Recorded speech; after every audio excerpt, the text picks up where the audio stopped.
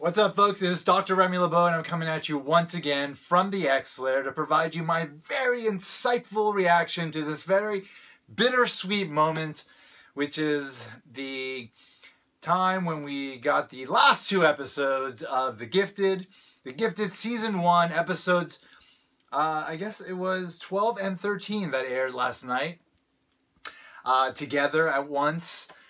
To kind of finish off this big arc that ultimately has now revealed itself to be an origin story in this particular world, in this particular version of the X universe, in which the Hellfire Club reemerges and Polaris becomes a villain, guided by the Cuckoos.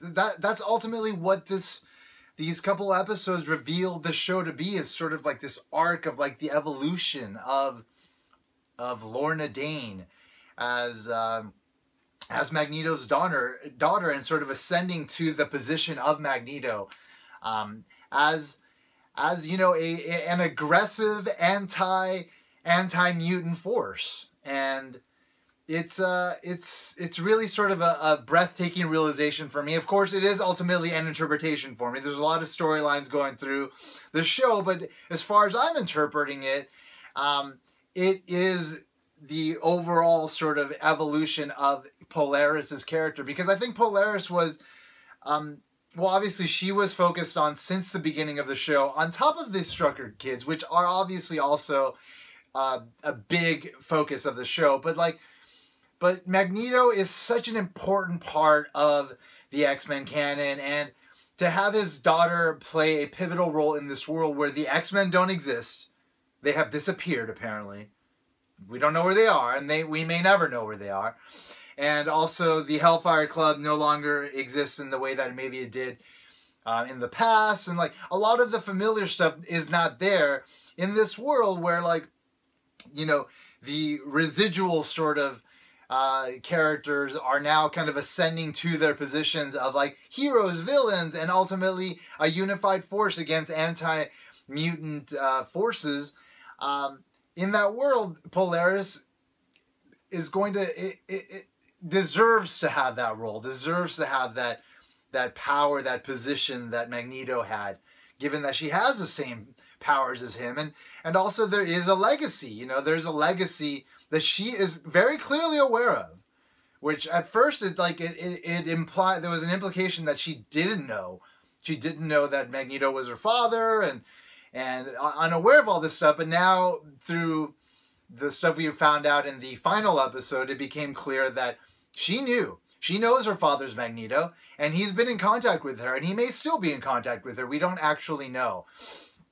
Anyway, very, very, very happy with these last two episodes. But again, it's bittersweet because we're not going to get more of this stuff for a while. Fortunately, a season 2 has been announced, so there's more coming. There's more on the horizon. We're going to get more of this wonderful X-Men tale being told on television, which I'm very excited about because they're doing a really good job, as I've been very clear about in the majority of my latter reviews of the season. Initially, I was skeptical because, again, it's Fox. Fox has done me wrong. Fox has done the X-Men wrong. And I'm sorry, folks, but that's just a reality.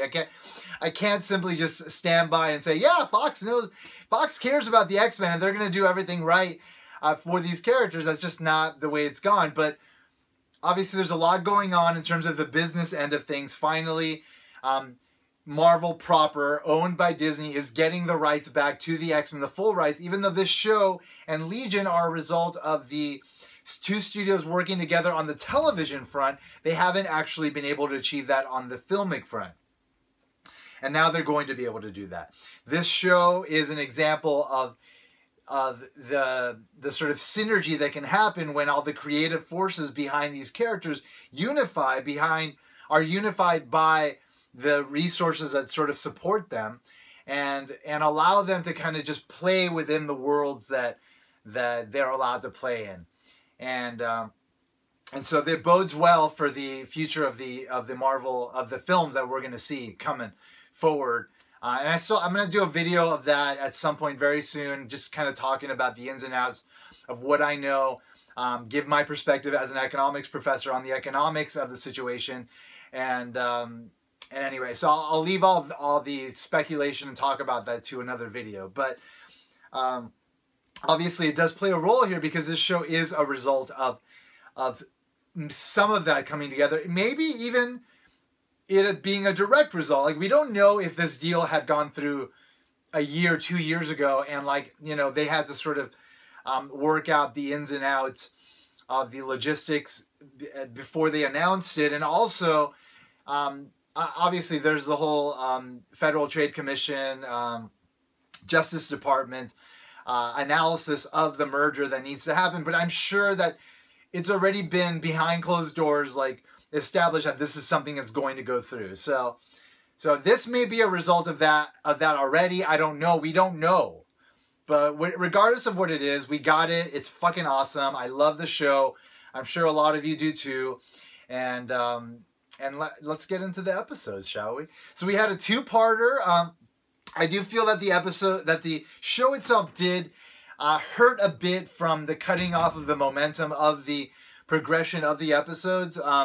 Having that weird kind of break during the holiday season, and then like another break between the one episode they aired on the first of the year, which is weird.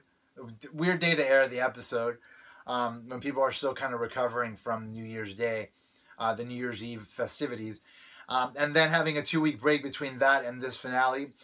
The show did suffer from that, I think, in terms of like momentum, in terms of like, you know, just kind of me being, and the audience being completely engaged in what's happening. I had to like kind of, you know, do a little bit of review, go back a bit, kind of get my mind back into the show. And so, yeah, I think it benefits a show like this to kind of not have breaks. If you're only going to do like a short season, like 13 episodes, and have them all run consecutively, like that's what Legion did. Legion did that. I think they only had like 8 episodes, and they all aired consecutively. There weren't any weird breaks, so you just kind of, you had a nice sort of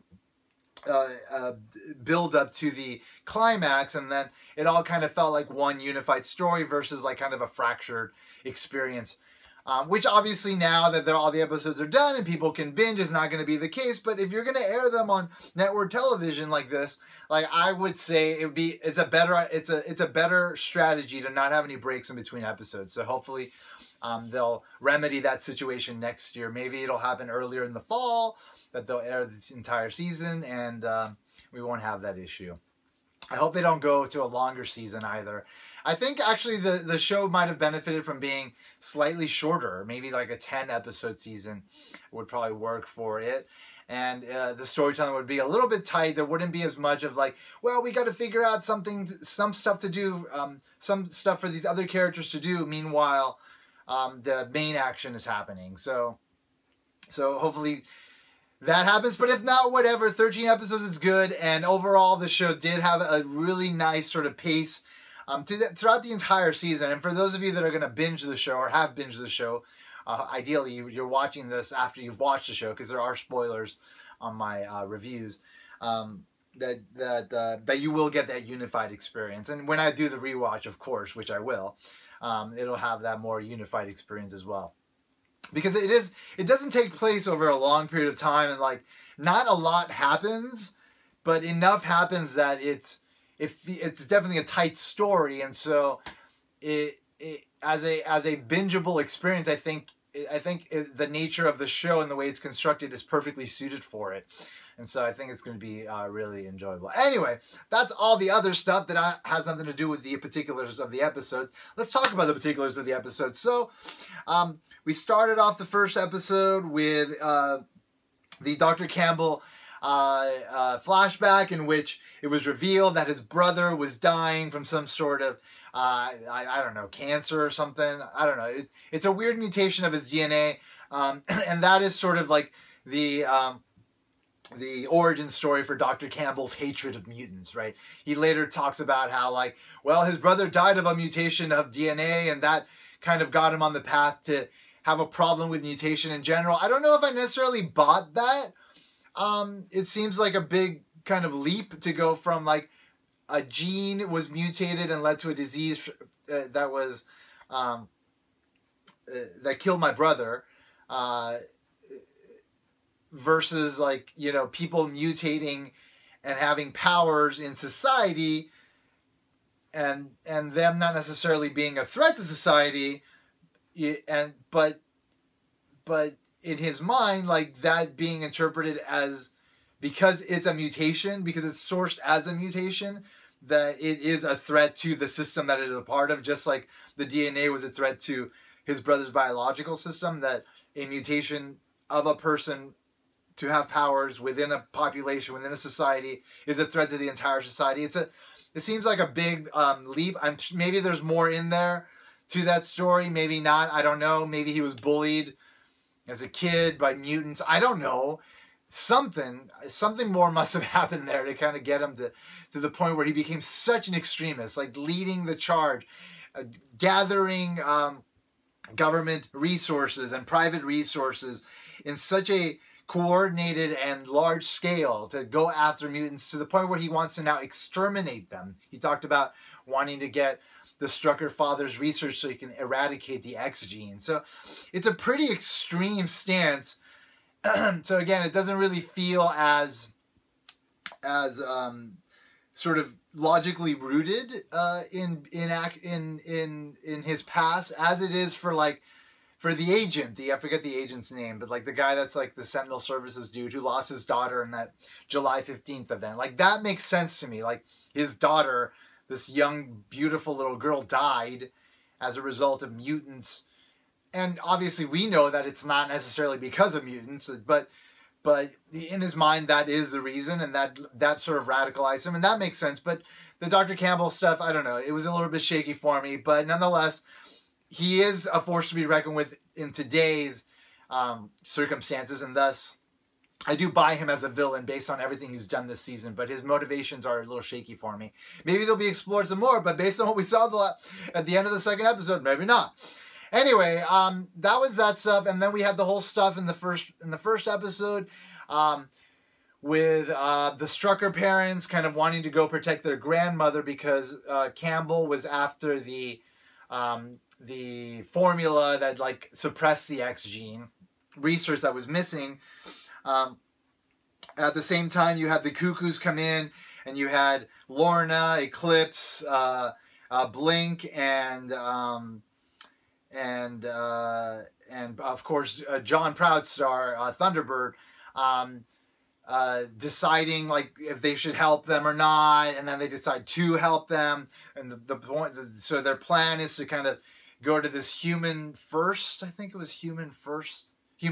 first conference, where it's like an anti-mutant sort of conference, to go there and get Campbell. It wasn't to kill Campbell, it was just to kind of kidnap him. And so they go about their thing, and that all kind of plays out interestingly. The stuff with the parents was all right. The thing that was most significant in that situation was, one, the revelation of like some woman that the father knew that maybe was, like it was sort of implied that she would actually be his mother, the Strucker father's mother, but maybe not, because obviously the mother would know because she gave birth to him. But this other lady seemed to be particularly interested in the boy.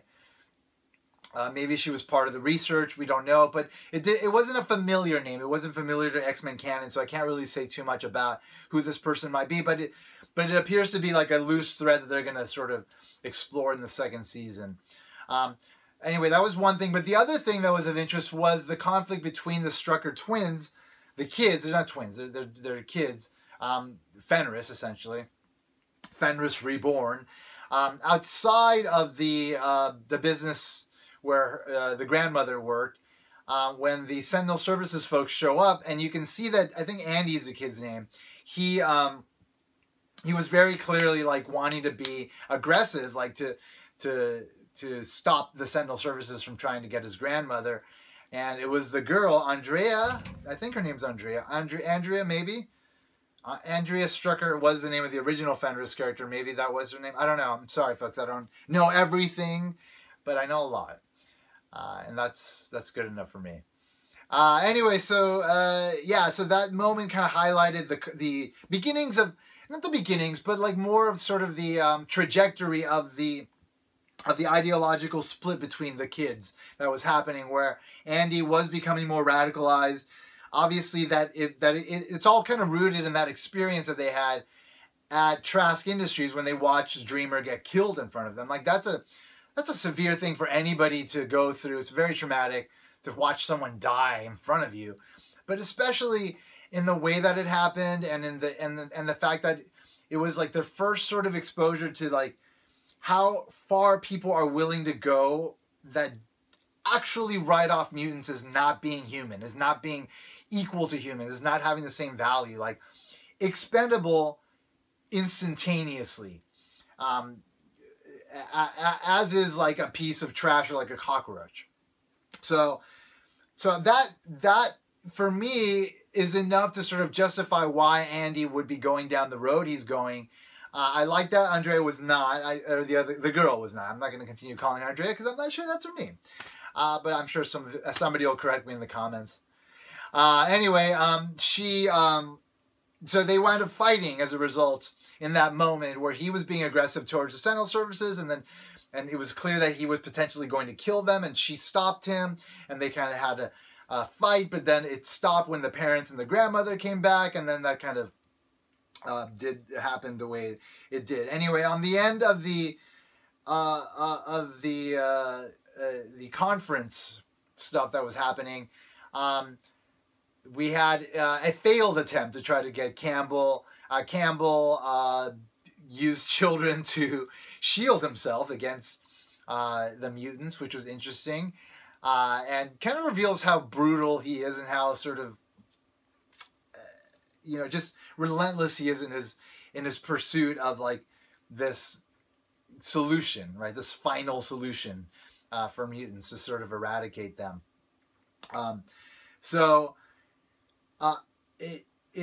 It kind of left the Cuckoos and the whole gang kind of demoralized and wanting to figure out, well, how are we going to get Campbell now?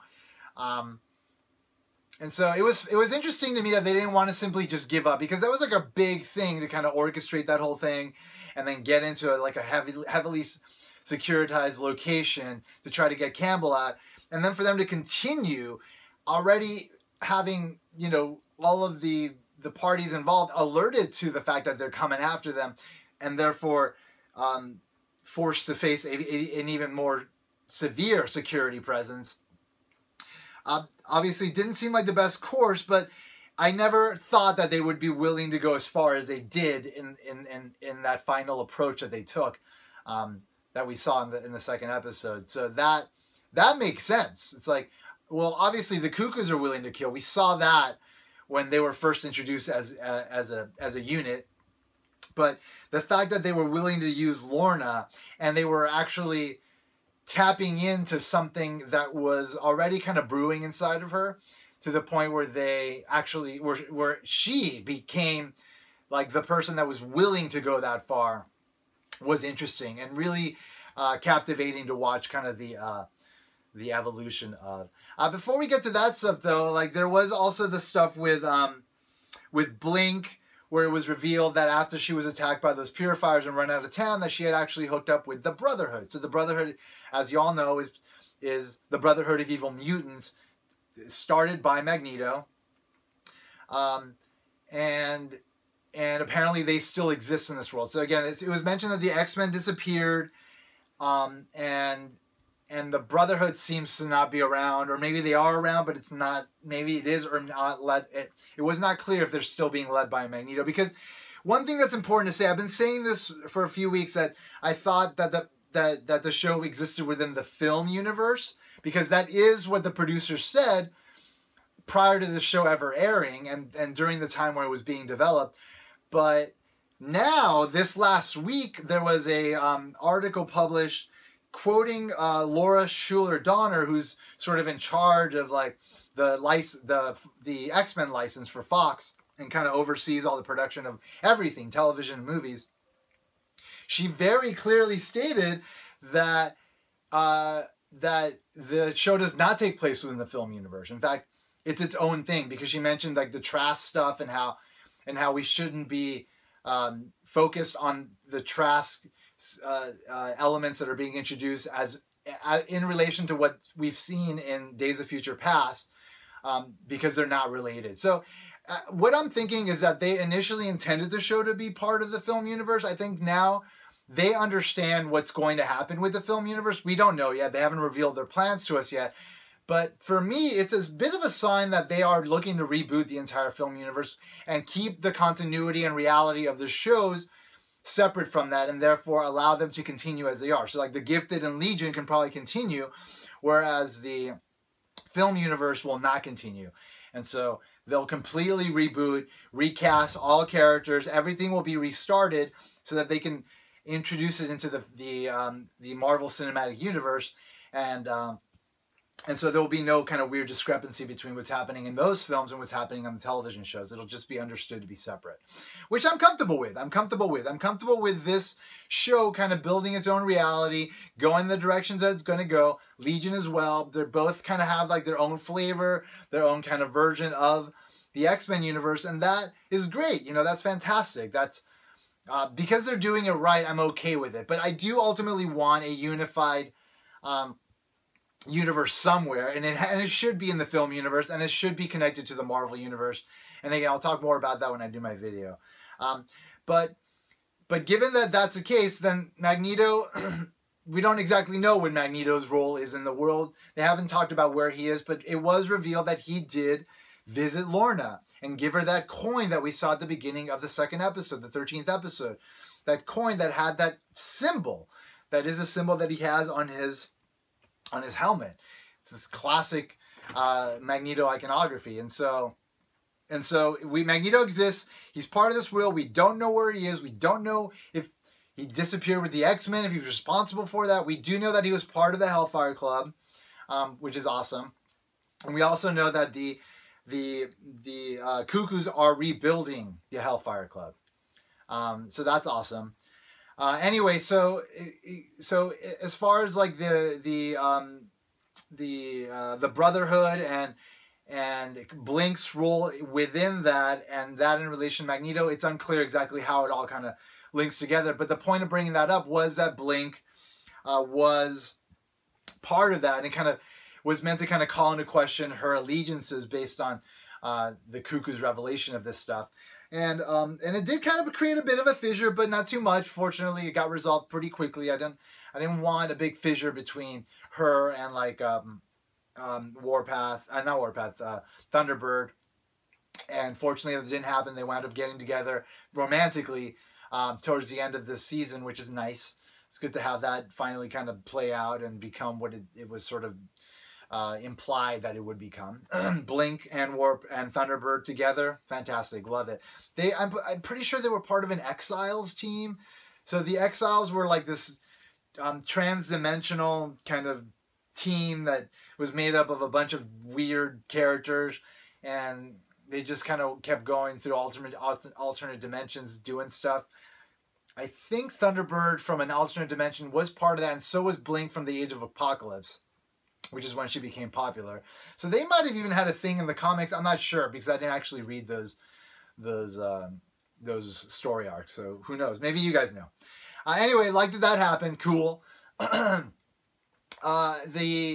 Obviously the thing that was the two big storylines again, the Lorna storyline and the Strucker Kids storyline played really well in this final episode. You had the kids. Well, once it was just, well, first of all, going back to the Sentinel services, they used their now kind of like unifying hound powered technology to be able to track the Struckers back from the business that the grandmother worked at back to their headquarters. So finally the headquarters is being exposed. That was pretty cool. Like the idea that was going to happen and the showdown that would take place there. Concurrently, you had the storyline with Lorna being, of course, finally kind of coming into her own, influenced by the Cuckoos. We don't exactly know, though, if the Cuckoos got in her head or not. I'm going to say not, like actually mentally controlling her. I'm going to say not. I'm going to say that this was, again, the natural sort of evolution to the character based on what she's experienced, based on what we saw, and then also now based on what we know about her relation to Magneto, the fact that she knew about it all this time, and maybe has been in communication with him. We don't know exactly, but it's a good possibility that she was in communication with him throughout, you know, her life beyond that meeting where she got that coin from him when she was, I believe, 13, she said. So we don't know. But it does make sense that she finally did become sort of the villain, right? Like kind of be willing to cross the line and kill in this struggle between humans and mutants. So that I bought it. I bought the whole evolution of it. I liked the way it played out, and I love that ultimately it was about her kind of facing her friends and her lover, and even in the face of those connections, in the face of her allegiances, rising above that to kind of say, no, this is the stand I have to take. This is what's most important to me. What's most important to me is sending a very strong message to these anti-mutant forces that we're not going to put up with their shit, and we're going to kill you if you come after us aggressively. So she fucking took apart a plane that had Campbell and that senator who's a purifier in there. Pretty severe move on her part. Pretty intense thing to witness. Very surprising. Didn't see it coming, but definitely like it. Like how extreme it was. It played nicely as sort of a climax to the season and sort of the buildup that we got prior to what ultimately happened on the show. And then what was happening on the part of the Strucker family, as well as like the underground, that was great as well. It was a great sort of parallel where like the Sentinel services essentially took away their home from them. And I expected a big showdown. I got it. I felt the parents' role was a little bit shoehorned in there. I don't feel like the parents really need to be part of the show anymore. I get the whole like bird's eye view kind of, not bird's eye view, sorry. Like kind of human POV, fish out of water POV, that's what I meant to say.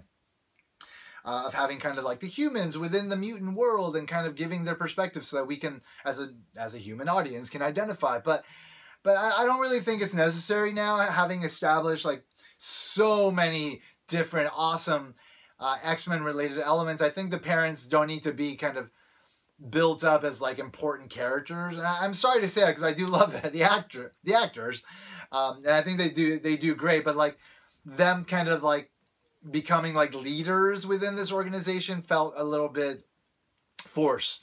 It didn't feel like organic. I feel like there were other people within that organization that should have probably been standing up and kind of leading the charge against Sentinel services as they came for them. But whatever, I liked how it all went down. I liked ultimately that it was the kids. Well, first of all, the parents were willing to have the kids in the front line, which is different than the case than what we've seen before. So it does reflect an evolution for the parents, which is awesome. But the fact that the kids were on the front lines and they did ultimately go full Fenris and bring down the structure was, I think, like the perfect sort of kind of tipping off point for their arc of like kind of figuring out their mutants and then developing their powers and figuring out their Fenris and then the implication of like how strong their powers can be and then finally the realization of that was great. It looked great. It worked great, and I'm glad the kids didn't die, and they actually did have to kill the other mutants the other mutant hounds that were being controlled by Sentinel services, which was a tough call for them to make. Well, especially for the girl, and I'm glad that they sort of had to face that dilemma and ultimately were willing to make the right decisions. Like in that case, it was about defense. In the case of Lorna, it was about murder. It was about targeted assassination. That's a completely different thing.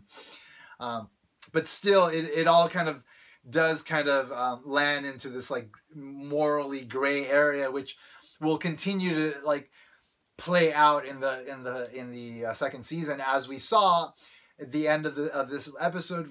We had sort of that final moment where like everybody was kind of picking sides, right? You had Lorna come in with the Cuckoos into like this new hideout that everybody kind of landed in, and then you saw people kind of choosing sides, like which side do we want to take? Well, you saw Sage and a lot of the Mutant Underground, they felt defeated after they lost their home. They felt like they couldn't rebuild, like they had lost any ability to kind of survive. And so it made sense that a lot of them would just kind of willingly go over to the other side. But definitely, obviously, the whole Lorna thing was hard to watch for Eclipse and then for the audience, where you kind of like they've built up a really nice relationship between her and Eclipse, and I didn't want that to fall apart. But it's nice that they went there, that they kind of that they took Lorna to the dark place that she needed to go, the character needed to go, and that ultimately kind of led to this breakup that emotionally hit me as an audience member. You know, I felt it, you know, because I did get invested in their relationship, and so the show did a really good job of kind of playing with our emotions in such a way, which is better than the show not activating any emotions and just kind of being, you know, boring and incapable of getting us to care about anyone. So the show's doing well, folks. We care and it's not boring. Awesome. Yes. More X-Men show. Anyway, so yeah, so she went on the other side, and then, but the thing that was most interesting was that Andy left as well, breaking up the Strucker family, breaking up the Fenris bond. It was obviously reminiscent of that scene in X2 when at the end when Pyro goes with the Brotherhood, right? He leaves with Magneto and Mystique. Kind of reminiscent of that, of sort of like the mutants that are the younger ones that are sort of trying to figure out their place in this world, figuring out that place and figuring out where they belong and choosing a side. And sometimes that side is going to be, you know, the dark side, the more aggressive, radicalized side. And maybe it's necessary. And I like, again, that the show is really centering on that conflict, and not just the conflict between humans and mutants, but like the internal conflict within the resistance of like, well, how should we go about resisting? Should we be aggressive versus passive? You know, like that's the classic sort of conflict that has always existed in any kind of groups in our society that are sort of trying to fight injustice, marginalization, etc. There's always sort of like, well, how do we go about fighting this war? You know, are we aggressive? And if we are too aggressive, are we becoming as bad as those that are coming for us? Do we risk maybe never being able to go back to just being normal if we actually do wind up winning? And so it's a really interesting theme that needs to be explored in an X-Men show, and it is. And they're doing a great job of it, and I'm really happy with it.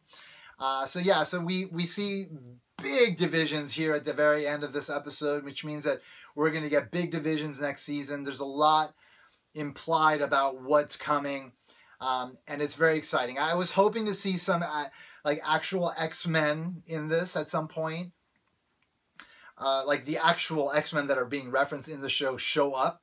But obviously we have not got that. We have not gotten that. We're probably not going to get that for a while. But I do hope eventually we'll get more stuff. But the fact that they have been all in and they have been all embracing of X-Men canon, and we have seen it week in and week out on this show, tells me that the trajectory is to go there, is to go very deep and ultimately give us more and more of what we want, which is like very clear X-Men canon being represented and explored within the world of the Gifted. So I highly look forward to season 2. I can't wait for it. Unfortunately, now we're done, folks. We're done with these reviews for now. I'm going to come back for the Legion reviews. Legion season 2 will start in April, so I'll come back for those. And then I'll have other stuff popping up here and there. I'm going to do, again, like a video on the Marvel acquisition of Fox. And then I was thinking of doing some stuff with the comics, because I do keep up with the comics. Kind of maybe like a monthly sort of review of the stuff that comes out. I don't know. I'll think about it. But anyway, that's all I got for you now. Thanks for checking out my videos, folks. Thanks for being loyal watchers. I appreciate that. If you're not a loyal watcher because you haven't subscribed, you can. You can just press that little button right there, right below the screen, right there. Subscribe. You can keep up with my content. And if you like the video, make sure to drop a like. If you dislike me, make sure to drop a dislike. Whatever. Everybody's got a right to their own opinion. Anyway, I hope everybody's doing well. Happy New Year to everybody. Again, I hope this New Year brings you the best that life can possibly offer. And as always, I want to remind you that if you haven't already, put an X in that box.